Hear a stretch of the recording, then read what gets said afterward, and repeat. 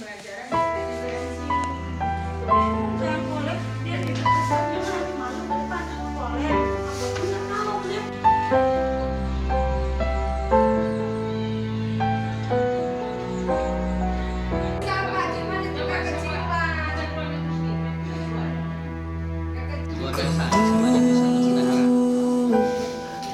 laksana samudra bagiku, takkan sampai ku Assalamualaikum warahmatullahi wabarakatuh.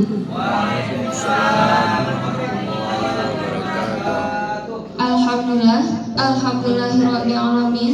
Wassalatu wassalamu ala asrafil anbiya'i wal mursalin wa ala alihi wa sahbihi ajma'in. Pada kesempatan yang bahagia, hari ini diucapkan puji serta syukur kehadirat Allah Subhanahu wa taala atas rahmat dan karunia-Nya sehingga kita dapat berkumpul bersama hari ini di sekolah tercinta kita. Tidak lupa juga salawat dan salam semoga senantiasa tercurah kepada Rasulullah Muhammad SAW yang mana telah membawa kita dari alam kegelapan ke alam terang benderang, dari alam kebodohan ke alam yang berilmu pengetahuan seperti yang telah kita rasakan sampai saat ini. Yang kami hormati Ibu Kepala Sekolah SMA Negeri 1 Bendahara, yang kami hormati Bapak Irwan Syah Putra SPD serta selaku pengawas pembina SMA Negeri 1 Bendahara, serta yang saya banggakan Bapak dan Ibu Guru SMA Negeri 1 Bendahara. Saya sebagai protokol akan menyampaikan susunan acara pada hari ini dalam rangka desiminasi Impan Sekolah Penggerak SMA Negeri 1 Bendahara. Pelaksanaan kegiatan pada hari ini kepada Ibu Kepala Sekolah kami persilahkan dengan segala hormat.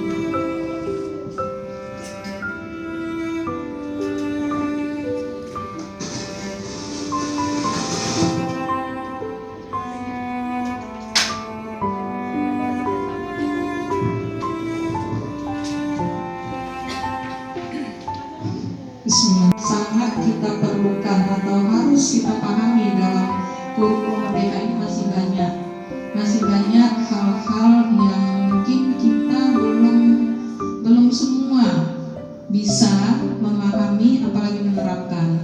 Jadi secara perlahan-lahan sedikit demi sedikit kita berusaha untuk memahami agar kita bisa mengaplikasikannya dalam pembelajaran di kelas.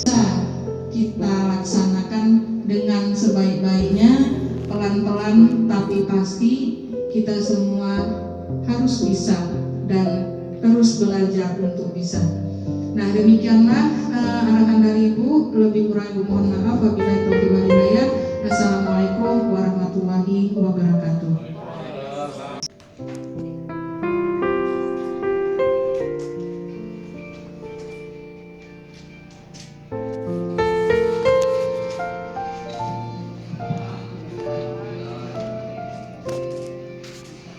Assalamualaikum warahmatullahi wabarakatuh.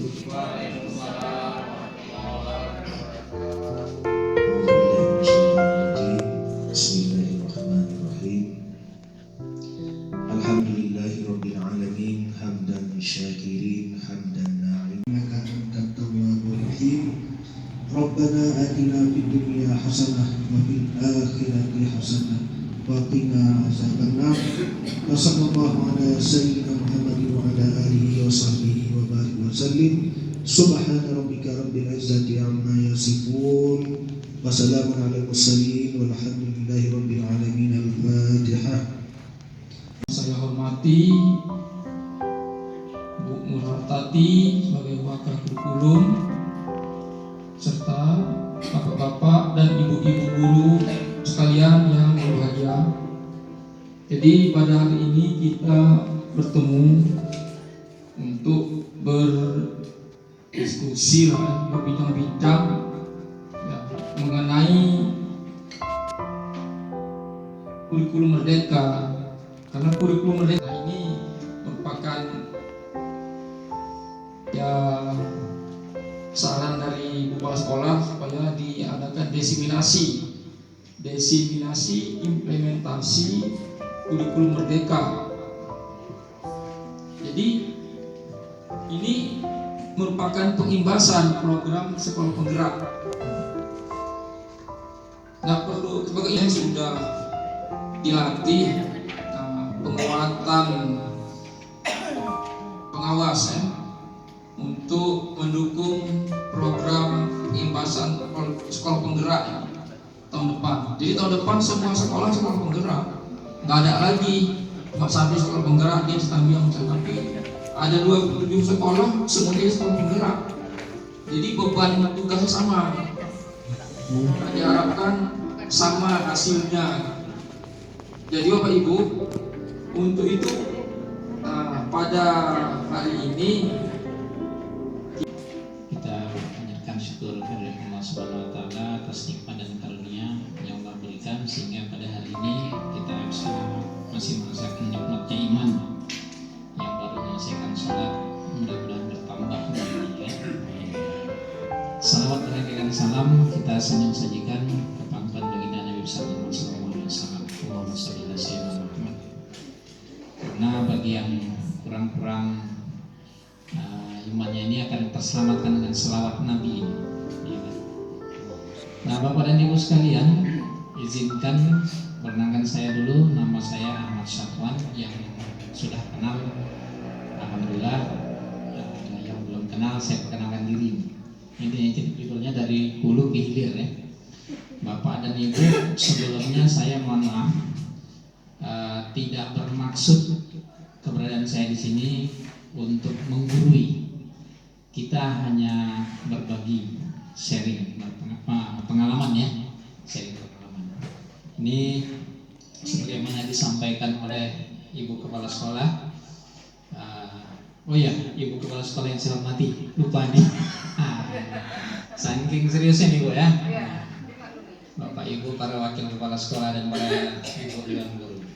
Ini kita sharing, kita diminta terkait dengan asesmen, apalagi kemarin KKTP. Ya. KKTP itu sebentar itu, ya. Bapak dan Ibu yakin saya pasti. Dia nanti ibaratnya kita masuk dalam satu kelas itu.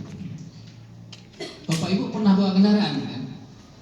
Pertama bawa kendaraan sepeda motor atau mobil itu, apa yang Bapak Ibu kenali? Kan karakteristiknya. Mana yang dipijak sebagai gas, mana yang dipijak sebagai rem. Kapan mijak pedal gas dalam posisi forsnelling 1, 2, 3 kan gitu kan? Karakteristiknya harus tahu kan? Nah di dalam kelas kita kan begitu. Jadi asesmen ini tujuannya supaya kita bisa gitu, supaya kendaraannya melaju jalan enak gitu. Cuma masalahnya dibenturkan dengan diferensiasi. Apakah diferensiasi itu seperti apa? Ada yang mengatakan dikelompokkan, kayak di mana lah gitu ya. Nah, jadi ini saling sistemik dia, berhubungan satu sama lain. Jadi kalau kita nggak mulai dari awalnya, nggak bisa. Pertanyaan Ibu tadi terkait yang formatif bisa saya sampaikan di awal, tapi Ibu nggak dapat diagnostiknya, nggak nyambung nanti. Kenapa ciri khas kurikulum merdeka itu apa Bapak Ibu? Apa cirinya? Ciri kurikulum merdeka? Iya, pembelajaran berpusat pada siswa, kemudian berdasarkan berpusat juga kepada iya, disebut dengan konteks. Konteksnya itu kan terbagi lagi. Konteks lingkungan sekitar sekolah, budaya, sosial, konteks lingkungan sekolah sendiri. Al-bisul haqqa bil batili wa taqumul haqqa wa antum ta'lamun. Yang benar dianggap salah sama dia. Itu berlakunya. Semuanya dalam Al-Quran, Pak. Nah, itu disalahi orang. Jadi Bapak Ibu paham di ini aja. Tetap kita aja berbuat amal, gitu ya. Ya, ini semangat belajarnya ya. Nah, di kurikulum kurikulum Merdeka ini, asesmen sebagai proses pengumpulan dan pengolahan informasi, Bapak Ibu. Ingat, pengumpulan dan pengolahan informasi untuk mengetahui kebutuhan belajar. Nanti Bapak Ibu lihat, saya ada kasih contoh nanti untuk guru fisika seperti apa, guru bahasa Indonesia nanti seperti apa, gitu ya. Nah, kemudian perkembangan dan pencapaian hasil belajar. Ini juga termasuk walaupun dia ada ya. Kemudian Bapak Ibu memantau atau memonitor kualitas belajar. Jadi tujuan asesmen itu salah satunya memantau atau mengukur kualitas pembelajaran. Asesmen non kognitif dilakukan oleh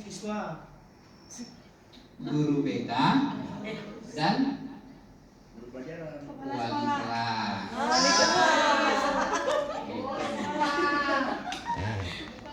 Ya. Saya kurang paham tentang kurikulum Merdeka, cuma agak merasa kurang setuju ya, maaf ya Pak. Namanya orang bodoh kan bisa aja. Sebenarnya nggak mudah Pak, belum tahu gitu aja. Dengan kurikulum Merdeka, kan belum tahu itu bahasa halusnya, bahasa katanya kan. Karena kami juga di kurikulum Merdeka kan dituntut juga untuk memberikan deskripsi tentang sikap anak. Jadi berarti kami juga bertanggung jawab untuk menilai non kognitifnya. Di guru bidang studi. Memang harus ada itu Pak. Gimana Bu? Ini sedap nih. Memang harus ada Pak, karena kita beradaptasi di kelas kan kita tahu si A itu begini, si B itu begini. Oke. Tanpa kita harus tulis Pak. Bagus jawaban Ibu. Jadi guru juga boleh melakukan diagnostik non kognitif. Boleh. Boleh pembelajaran. Sama kayak KKM lah ya. Hah? Sama kayak KKM lah ya. KKM. Dia ada 3 Pak. Kan baru kedua yang saya sebutkan. Satu lagi apa? Satu lagi pada saat pembuatan modul. Sebelum pembuatan modul. Kelebihan siswa itu apa? Kelemahan siswa itu apa? Itu dia di profil itu. Ya kan? Nah, jadi ketika kita mau masuk pembelajaran nanti, yang harus kita rancang itu berdasarkan informasi ini tadi Pak. Dari guru BK. Bapak Ibu minta informasi itu dari Berdasarkan ini Pak ya. itu dia seperti itu. Berarti BK memberikan kewajiban. Jadi Nampaknya dari konten juga nih guru BK ini. satu ini nanti diberikan kepada masing-masing wali kelas, guru, informasi seperti itu. Dilakukan diagnosa. Apa keluhannya, gejala yang timbul apa, ya kan? Nah, baru dia berikan obat. Dia nggak akan kasih obat yang obat itu sama dengan pasien yang lain.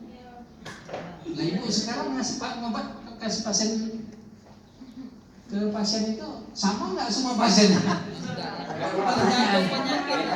Nah itu. Kalau obat bebas nggak apa-apa Pak. Hah? Kalau obat jual bebas kan nggak apa-apa. Enggak juga lah, sakit kepala kasih obatnya. Itu Pak. Sakit kepala kasih paramit semua. Itu obat fisik Pak, fisikis, fisik maksud saya. Kalau pembelajaran ini fisikis, hati-hati, brain Pak. Brain. Ya, di otak kita ini ada syaraf neokortex, ada fungsi syaraf limbic system, ada fungsi syaraf temporal. Nah, di mana tempatnya neokortex tadi? Di mana temporal tadi? Di mana black hole-nya tadi? Limbic systemnya tadi. Nah, Maksud saya gini Pak. ketika kita merasa diri kita kecil di mata Tuhan, ya, maka fungsi syaraf temporalnya itu berfungsi. Nah, ketika kita merasa kita pintar, cerdas, fungsi syaraf neokorteksnya itu berfungsi. Tuh Pak. Jadi Bapak sekarang pakai peci, umpamanya. Nah, Sekarang posisi Bapak ini berada di posisi mana gitu? Apakah masa kecil dalam posisi Tuhan atau sebaliknya besar di sisi manusia? Aksi nyata seperti ini Bapak Ibu nanti dibagikan ke Bapak Ibu. Oh ya, ini untuk BK instrumen tadi ada pertanyaan, apakah kuesioner itu bisa kita buat sendiri? Bisa Bapak Ibu, ya bisa. Dengan catatan Bapak harus kuasai yang namanya paling tidak adalah ilmu psikologinya sedikit. Kita bisa bersama kembali. Dan saya mohon maaf apabila terjadi ada hal-hal yang mungkin tidak berkenan di hati Bapak dan Ibu. Terima kasih. Assalamualaikum warahmatullahi wabarakatuh. Pahlawan bangsa, bahagiamu tak kunjung jua. Jangan lupakan jasa-jasa kami mengabdi untuk negeri. Di usia muda dan sampai tua, ataukah sampai tutup